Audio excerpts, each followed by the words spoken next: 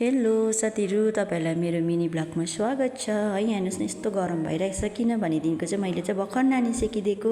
सेकिसकेपछि चाहिँ म चाहिँ किचनतर्फ लागेँ। अनि मैले फर्स्टमा चाहिँ मैले खिर बनाएँ, अनि साइडमा चाहिँ मैले पनिर बनाउँदैछु बाबाको लागि होइन। अनि यहाँ आएको त यहाँ पण्डितजीले चाहिँ यहाँनिर सबै सरसामानहरू रेडी गर्नुहुँदो रहेछ। अनि मैले चाहिँ यहाँनिर बोजूले ल्याइदिएको जामा थियो, अनि मैले त्यो लगाइदिएर चाहिँ फोटोहरू खिचिदिएँ। नानी त कति क्युट देखिरहेको छ है। र यहाँनिर चाहिँ पूजा पनि सुरु भयो, र पण्डितजीले चाहिँ यहाँनिर नानीको लागि के गर्नुपर्छ भनेर चाहिँ उहाँले भन्नुहुँदै थियो है। र मलाई हेर्दै भिडियो बनाउनु भएको तपाईँले भन्दै मलाई भन्नुहुँदै थियो। अनि यो गरिसकेपछि चाहिँ म चाहिँ यहाँनिर किचनतर्फ लागेँ। फेरि बहिनीले चाहिँ यहाँनिर माछा फ्राई गर्नुहुँदै थियो है। र मैले चाहिँ यहाँनिर बाबाको लागि चाहिँ पनिर पनि रेडी गरिदिइसकेको छु। बाबालाई म त अलिकति पनिर बनाइदिएको थिएँ, अन्त रेडी पनि गरिसकेँ। अनि मेरो काम चाहिँ थियो यता चिकन फ्राई गर्नुपर्ने काम थियो। यो चाहिँ डल्लै थियो है, म त एकछिनबाट गर्छु भनेर चाहिँ। त्यसपछि चाहिँ मैले चाहिँ बहिनीलाई प्याजहरू काट्नु लगाएँ। अनि दिदी पनि एकदमै बिजी भइरहेको थियो नि त। आज चाहिँ उसलाई मैले काम लगाएको थिइनँ है।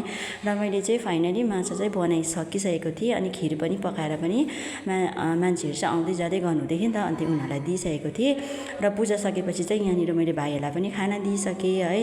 अनि रातिको चाहिँ हाम्रो चिकन नपुगेर चाहिँ मैले फेरि रातिको लागि चिकन बनाएँ है। यति बेला चाहिँ मान्छेहरू पुरा आउनु भयो नि त।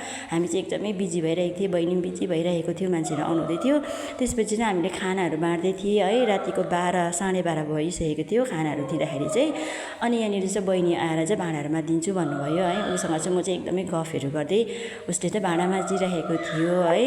अनि हामी दुईजना चाहिँ बात मारिरहेको थियो। र थ्याङ्क यू फर वाचिङ, र सबैलाई गुड नाइट।